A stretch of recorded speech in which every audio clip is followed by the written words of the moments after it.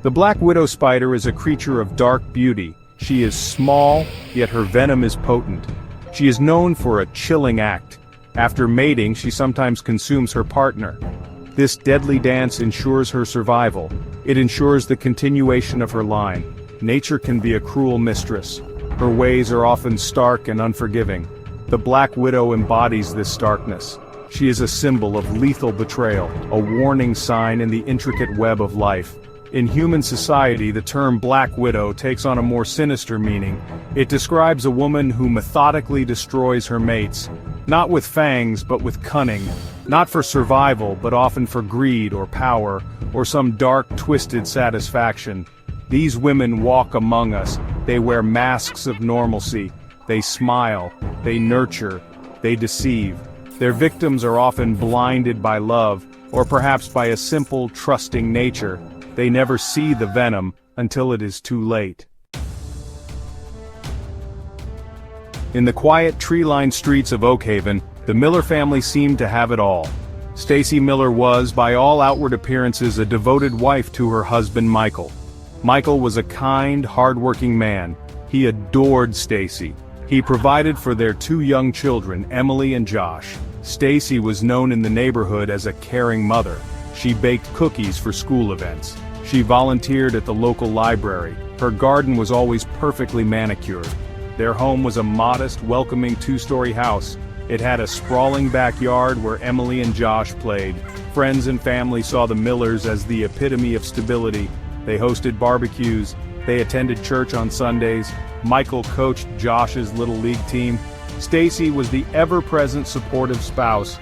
They were, in every sense, living the suburban dream, a picture of contentment. The change in Stacey was subtle at first, so subtle perhaps that even Michael didn't fully grasp its significance. It began with small things.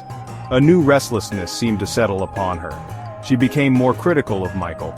His habits, once endearing, now seemed to irritate her. She complained more often about money. Even though Michael worked long hours, it never seemed to be enough. The contentment that once defined her began to erode, replaced by a quiet, simmering dissatisfaction that she rarely voiced directly. This growing discontent started to cast a pall over their home. The easy laughter became less frequent. Stacey spent more time alone. She became withdrawn from Michael, and even at times from the children. Her excuses were always plausible: headaches, fatigue, the general stresses of running a household. Michael, ever the supportive husband, tried to ease her burdens. Then Michael fell ill. It started as a persistent stomachache. He complained of nausea and fatigue. At first, they dismissed it as a common bug, or perhaps stress from work. Stacey seemed concerned. She fussed over him. She prepared him bland meals. She urged him to rest. But Michael's condition didn't improve. In fact, it worsened. The doctors he consulted were perplexed. Standard tests revealed nothing conclusive. His symptoms were vague yet debilitating. He lost weight rapidly. His once robust energy faded. Stacey played the role of the devoted, worried wife. She accompanied Michael to his doctor's appointments. She meticulously noted his symptoms. She updated concerned friends and family on his condition. To the outside world, she was a pillar of strength. Stacey Miller did not remain a grieving widow for long. Her period of mourning seemed surprisingly brief to some. Within months of Michael's tragic passing, a new man appeared in her life. His name was David Kincaid.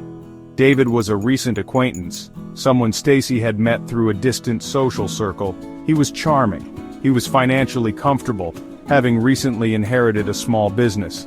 He seemed eager to shower Stacey and her children with attention and gifts. David moved into Stacey's life with remarkable speed. Soon, he was a regular presence in the home Michael had built. He took Michael's place at the dinner table. He began to involve himself in the children's lives. Emily and Josh were wary. Their father's absence was still a raw wound.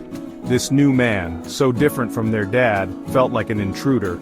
Stacey, however, seemed revitalized by David's presence. She smiled more. She laughed again. The dark cloud that had hung over her appeared to lift.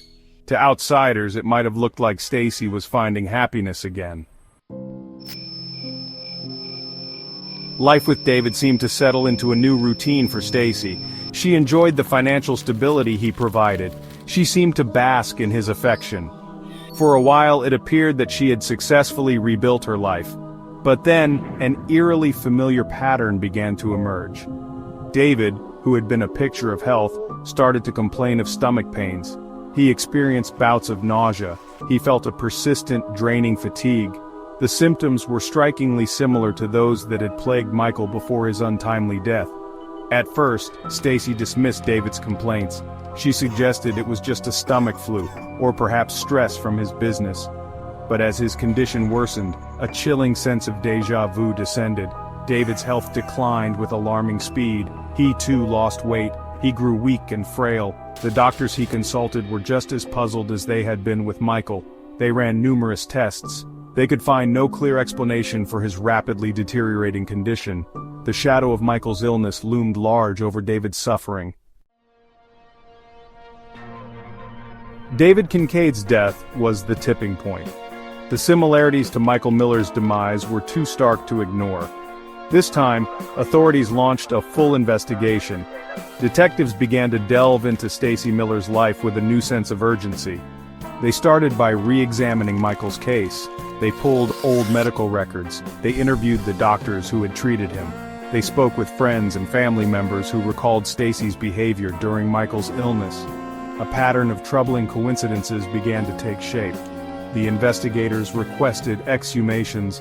Autopsies were performed on both Michael and David. Forensic pathologists searched for clues that might have been missed. They ran extensive toxicology screenings. They were looking for something specific, something that could explain the rapid, agonizing illnesses that had claimed both men. The community of Oakhaven watched with bated breath. The idea that one of their own could be responsible for such cold-blooded acts was almost too horrifying to contemplate. Yet the evidence was slowly, methodically, being gathered. Interviews with Stacey's children, Emily and Josh, provided heartbreaking insights. Emily, now a young teenager, recalled her mother's strange behavior. She remembered her mother meticulously crushing pills. She remembered her mother preparing special drinks for Michael, and later for David, drinks that they alone consumed. With the toxicology results in hand, the case against Stacey Miller solidified. Investigators delved into her financial records. They discovered that she had taken out substantial life insurance policies on both Michael and David shortly before they fell ill. The motive, it appeared, was cold, hard cash. She had systematically poisoned her husbands. She had watched them suffer and die, all for financial gain. The image of the grieving widow shattered, replaced by the chilling reality of a calculating killer. Detectives meticulously pieced together Stacey's movements. They found records of antifreeze purchases made with cash. They uncovered internet searches on her home computer, searches for undetectable poisons and symptoms of antifreeze poisoning. She had been careful. She had been methodical. But she had not been careful enough.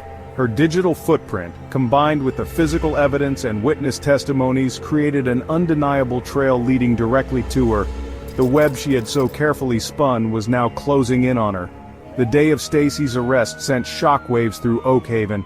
Neighbors watched in stunned silence as police cars pulled up to the Miller home. The home that had once symbolized suburban happiness. Stacey was led away in handcuffs. Stacey Miller's trial was a somber, highly publicized affair. The prosecution laid out its case with chilling precision.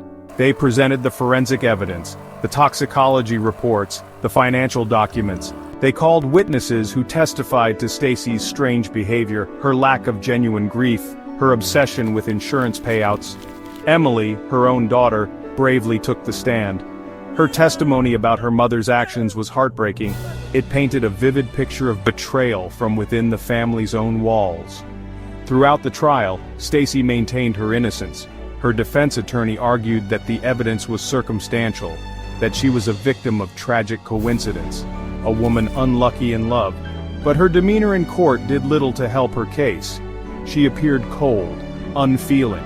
She showed no emotion, even when confronted with photographs of her deceased husbands or the tearful testimony of her daughter. The jury listened intently to weeks of testimony. The weight of their decision was palpable in the tense courtroom. The jury deliberated for 2 days. When they returned, the verdict was unanimous.